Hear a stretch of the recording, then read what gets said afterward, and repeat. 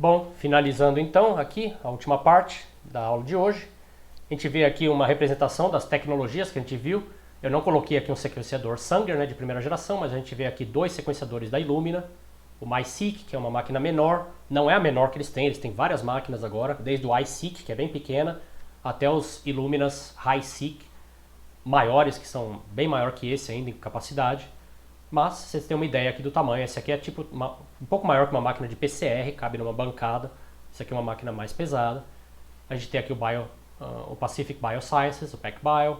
O Ion Proton eu não falei dele em detalhes, só falei que ele é uma das tecnologias que a gente tem. Ele não é baseado em luz, ele é baseado em íons, em pH. Né? Então são duas tecnologias que existem hoje em dia bem utilizadas, que não dependem de luz, que são o Ion Proton e o Nanopore, que está representado aqui pelo MinION, né, um sequenciadorzinho de mão, mas tem outros sequenciadores maiores também da Nanopore.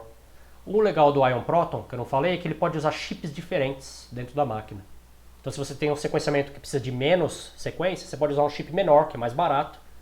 Se você precisa de um sequenciamento maior, você pega um chip que tenha mais capacidade de sequenciamento para fazer isso. A tecnologia Ion Proton é muito parecida com a 454, aquela que já se extinguiu, já faz 4 anos que não é mais fabricada. Só que não é baseada em luz como a 454, é baseada em prótons, em pH. E aí você tem todas essas máquinas, como é que você escolhe? Qual vai usar? Porque eu falei dessas 3 gerações, falei que todas as 3 são usadas até hoje, mas não entrei em detalhe de qual escolher e como. Né? Pelas características de cada uma, vocês já podem pensar em situações biológicas em que é mais adequado usar uma ou outra. Então, é disso que depende. Você tem que pensar naquele experimento, naquele caso biológico, e ver, bom, eu preciso de leituras muito longas? Eu preciso de alta confiabilidade de cada base ou não? Ou o objetivo é sequenciar um gene só? Se é um gene só, não tem por que fazer um sequenciamento gigantesco com uma máquina gigante que faz bilhões de bases de uma vez. Né? Você vai usar Sanger. Você vai fazer um gene que tem ali umas 2.000 bases, faz Sanger com primer walking, vai ser mais barato, pode até demorar um pouquinho, né, uma semana ou duas, mas vai ser barato e rápido, relativamente. Você não precisa de alta cobertura, porque ele tem boa confiabilidade por base, então fazer 2 sequenciamentos é suficiente, funciona bem. Então você está sequenciando um gene só, ou confirmando uma sequência de um mutante num plasmídio, você usa a primeira geração. Coisas de baixa escala, que não precisa de muito, não precisa de alta cobertura. Né? Cobertura é o quê? É sequenciar várias vezes a mesma parte do DNA. Agora, e se o experimento demanda uma alta fidelidade? Ou seja, baixa taxa de erro. Você quer ter certeza que aquela base está correta. Né? Ou quase certeza. Né? Aí, a segunda geração é uma boa, porque ela tem alta cobertura e ela é bem fiel. Então a taxa de erro é bem baixa e ela sequencia várias vezes o mesmo lugar. Então, você vai conseguir ver com certeza qual é a base que está ali. Se você não precisa de alta cobertura, a primeira geração tem alta fidelidade também, baixa taxa de erro. Então você pode até usar a primeira geração nesse caso, se não precisar de alta cobertura. Mas se é SNP, é uma boa ideia ter alta cobertura, por exemplo. Ou se é transcriptoma, né, que nem todos os transcritos têm em alta quantidade. Tem transcrito que tem pouca expressão. Aí é bom que seja confiável o sequenciamento. Outra questão biológica. E se você quer saber a estrutura do genoma, uma coisa grande? Né, você tem muitas repetições de sequência. Então você tem um gene aqui, aí uma região intergênica, uma outra cópia idêntica a essa, e aí outra e outra e outra. Quando você usa leituras pequenas, as leituras são menores que o tamanho do gene. Então uma leitura do primeiro gene vai ser indistinguível de uma leitura do segundo gene e do terceiro e do quarto. Na hora de montar, isso é uma confusão. E você não consegue montar direito. Não consegue saber quantas cópias tem ali bem. E em que ordem elas estão.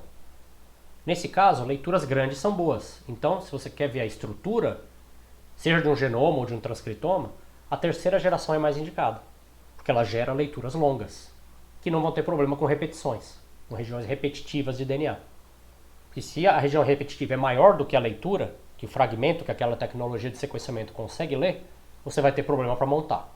Geralmente, PacBio consegue resolver o problema, às vezes só Nanopore. Nas coisas mais complexas de genoma de mamífero e coisa assim, de aves, plantas, um sequenciamento de Nanopore com leituras muito maiores é necessário para você conseguir resolver certas repetições. mas a grande maioria é resolvida com PacBio, pelo menos em bactérias e protozoários, que é o que eu trabalho. E você tem interesse só em regiões que codificam proteína, por exemplo? Você está olhando só os exons, está vendo o exoma, está vendo só as partes que vão ser expressas e vão virar proteína? Aí você usa o RNA-seq, que usa a sequenciamento de segunda geração. A gente usa esse termo RNA-seq mais para a segunda geração. Embora você possa sequenciar RNA também com a terceira geração ou a primeira. Né? Só que na primeira é baixa escala, demora, e você não consegue fazer muitas vezes a mesma molécula. E na terceira geração tem a taxa de erro mais alta. Então você precisa ou aumentar a cobertura, que fica mais caro, ou aceitar erros ali. Se você está interessado só na estrutura e não tanto na sequência, porque você já tem o genoma ou já tem um transcriptoma prévio, você quer só ver splicing alternativo, por exemplo, aí tudo bem. Mas, geralmente, para transcriptoma, a segunda geração é melhor, porque como eu falei agora há pouco, tem transcritos que tem bem pouca expressão, transcritos que tem alta expressão, então alguns vão ter alta cobertura, tudo bem, outros vão ter baixa cobertura. Então, segunda geração costuma ser melhor. Então, para finalizar hoje, vamos recapitular o que a gente viu, foi bastante coisa.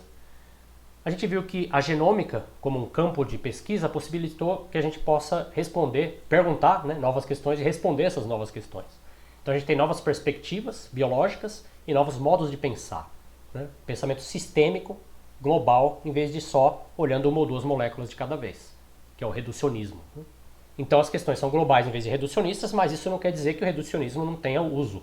A gente ainda faz, na maior parte do tempo, ciência reducionista, digamos assim, não é um problema.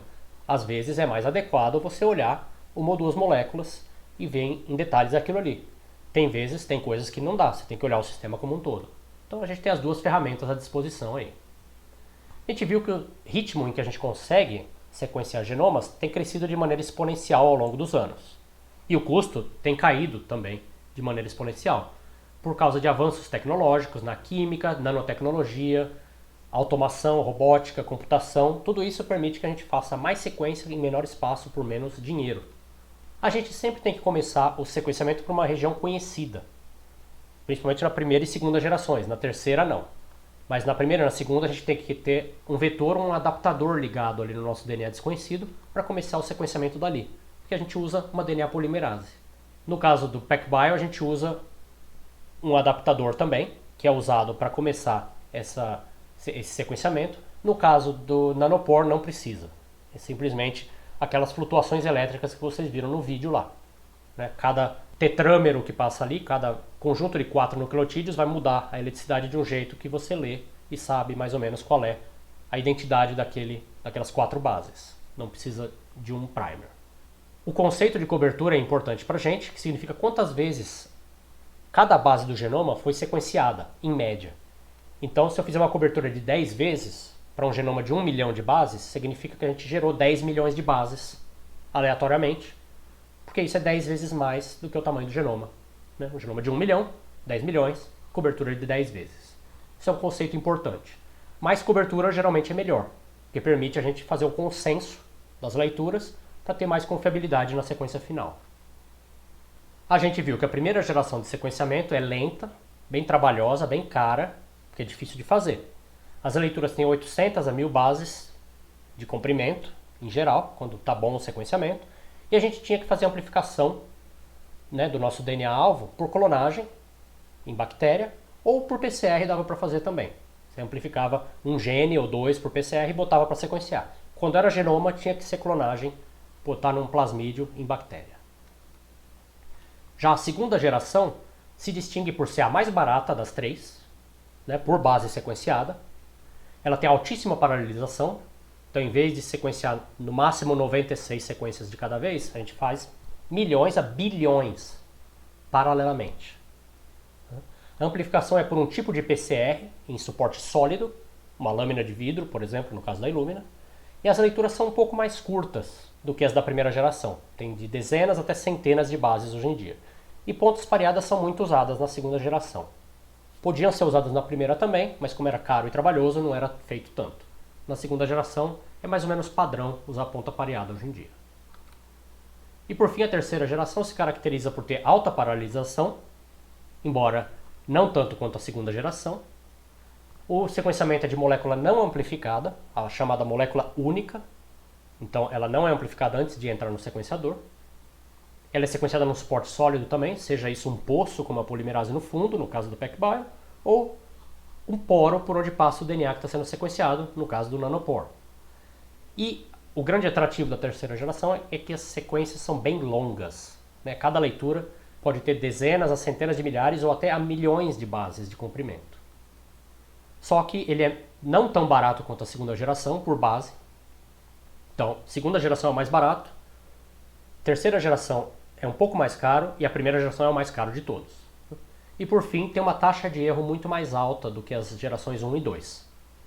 Cerca de 10% no nanopore, menos que isso, cerca de 4 a 5% eu acho que é o que está agora no PacBio. 3 a 5% é o que eu tenho visto na literatura ultimamente.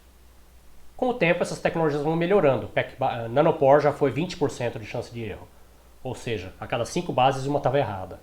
PacBio também já foi 10%. Elas vão melhorando com o tempo. E por fim, a gente tem aí que o erro é aleatório na terceira geração. Principalmente na PacBio, mas dizem que também no nanopore.